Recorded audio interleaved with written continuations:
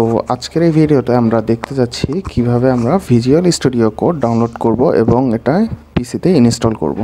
প্রথমে আমরা একটি ব্রাউজার ওপেন করব, সেটা হতে পারে ক্রোম, ব্রেভ। আমার ক্ষেত্রে যেমন ব্রেভ ডিফল্ট ব্রাউজার, সো এটা ওপেন করলাম এবং গুগলে সার্চ দেব Visual Studio Code download, enter.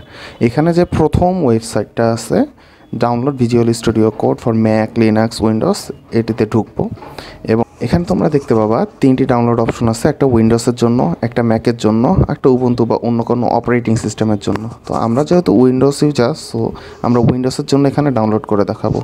তো ফার্স্টে আমরা উইন্ডোজ লেখা উইন্ডোজ 10, 11 এখানে ক্লিক করলাম। ক্লিক করলে একটা পেজ ওপেন হবে এবং রিডিরেক্ট করবে তোমাকে ভিজুয়াল স্টুডিও কোডটা সঠিকভাবে ডাউনলোড করার জন্য।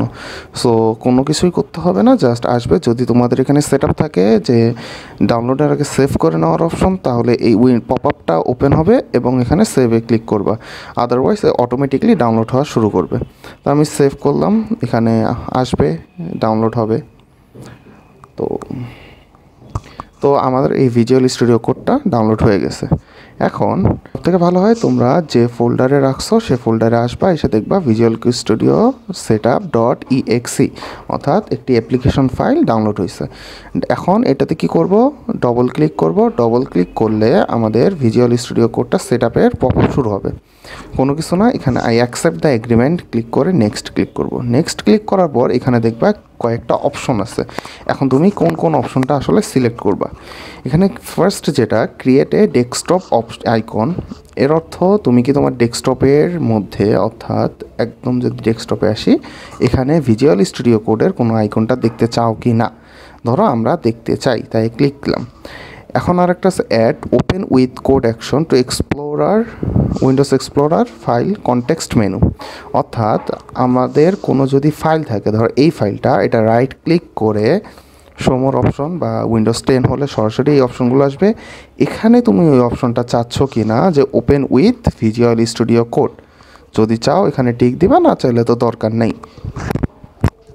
এখানে আছে register code as an editor for supported file types add to path, এই দুইটা অবশ্যই লাগবে, কারণ পরবর্তীতে কোনো রকমের কোড চালানোর জন্য এই দুটো লাগবে। তো আমি আমার সুবিধা মতো জিনিস সিলেক্ট করে নিয়ে নেক্সটে ক্লিক করলাম।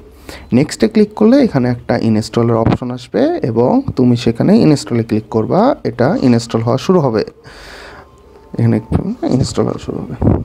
তো আমার ভিজুয়াল স্টুডিও কোড ইনস্টল হয়ে গেল। ওই যে আমি ওখানে অপশনটা সিলেক্ট করছিলাম, আমার আইকন হিসাবে দেখাবে, এই যে আইকন হিসাবেও আসছে। সো এখানে আমি ফিনিশ দিলাম। এখানে বলতেছে লঞ্চ ভিজুয়াল স্টুডিও কোড, অর্থাৎ এখন ফিনিশ করার সাথে সাথে তুমি কি এটা লঞ্চ করতে চাচ্ছ কি না। ধরো আমি লঞ্চ করতে চাচ্ছি, এর জন্য ফিনিশ দিলাম। ফিনিশ দিলে ভিজুয়াল স্টুডিও কোড ওপেন হয়ে গেল। এখানে আমার পুরাতন কিছু কোড ওপেন হয়েছে, অ্যাকচুয়ালি এরকম কিছু না। তো এটা আরেকভাবে ওপেন করা যায়। ধরো তোমার একটা ফাইল আছে, আমার যেমন এখানে একটা ফাইল আছে, এটা আমি ওপেন করলাম। ওপেন করার পর এখানে যে তোমার মেনু বারটা আছে, এখানে ক্লিক করবা। ক্লিক করে এখানে লিখবা সিএমডি। এটা যে কোনো ধরনের প্রজেক্ট ওপেন করতে হেল্প করে। আমাদের পরবর্তীতে ভিডিওগুলো যেখানে আমরা HTML, রিয়াক্ট এগুলো শিখবো, সেখানে আমি এগুলো দেখাই দিব, সমস্যা নেই। তো এখানে আসলে আমরা দেখাই যে কীভাবে আসলে ওপেন করতে পারি। এখানে আসলাম, এখানে এসে CODE কোড স্পেস ডট এতটুকু ক্লিক করে যদি তুমি ইন্টার চাপো, দেন দেখবা তোমার ভিজুয়াল স্টুডিও কোডটা ওই ফোল্ডারের মধ্যে, যে ফোল্ডারে তুমি চাচ্ছ ওই ফোল্ডারের মধ্যে ওপেন হয়ে গেল। এখন এখানে তুমি যে কোনো ধরনের কাজ করতে পারো। সাপোজ আমি এখানে লিখলাম index.html। এখানে যে index.htmlটা লিখছি, এখানে দেখো এই ফাইলটা ক্রিয়েট হয়ে গেছে। অর্থাৎ তুমি এই ফোল্ডারের মধ্যে যে ধরনের কাজ করতে চাও সে কাজগুলো এখানে করতে পারবা। তুমি তোমার সার্চ বারে এসে লেখো ভিজুয়াল স্টুডিও কোড, এটা ওপেন করো। ওপেন করার পর এখানে দেখবা উপরে লেফট সাইড কর্নারে একটা অপশন আছে ফাইলে গিয়ে ওপেন ফোল্ডারে ক্লিক করলে তুমি যে ফোল্ডারটা চাও সে ফোল্ডারটা এখন তুমি এখানে ক্লিক করে সিলেক্ট ফোল্ডার দিলে ওই ফোল্ডারটা ওপেন হয়ে গেল। আবার তুমি এখানে ধরো নিউ একটা ফাইল ক্রিয়েট করবা। কিভাবে, এই যে এখানে দেখো একটা বার আছে, এই বারের মধ্যে বিভিন্ন অপশন আছে। এই অপশনটা মানে তুমি নিউ একটা ফাইল ক্রিয়েট করতে চাচ্ছ, এই অপশন মানে তুমি নতুন একটা ফোল্ডার ক্রিয়েট করতে চাচ্ছ, এই অপশন মানে তুমি এখানে কোনো কিছু ক্রিয়েট করার পর যদি না আসে রিফ্রেশ দিতে চাচ্ছ। আর একটা পদ্ধতি আছে কন্ট্রোল এন যদি চাপো, দেখো একটা নিউ ফাইল ওপেন হলো। কন্ট্রোল S চাপলে এটা তুমি সেভ করবা, তোমার মন মতো যে কোনো ফাইল হিসাবে সেভ করবে।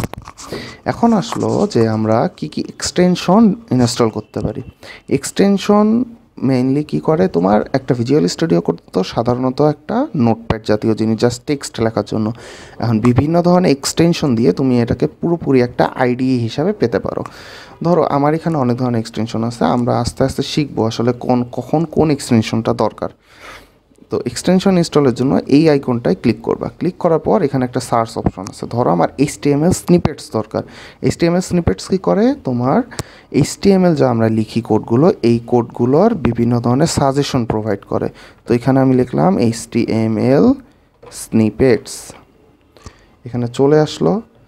চলে আসার পর এখানে ক্রস মানে এটা ডেপ্রিকেটেড হয়ে গেছে, এটা নতুন কোনো ভার্সন আসছে। তো HTML বয়লার প্লেট হয়তো বা এটা এর নতুন ভার্সন, এটা আমার এখানে ইনস্টল করা আছে। এখানে ইনস্টল অপশন, এরকম একটা ইনস্টল অপশন পাবা, এটা ক্লিক করলে ইনস্টল হয়ে যাবে।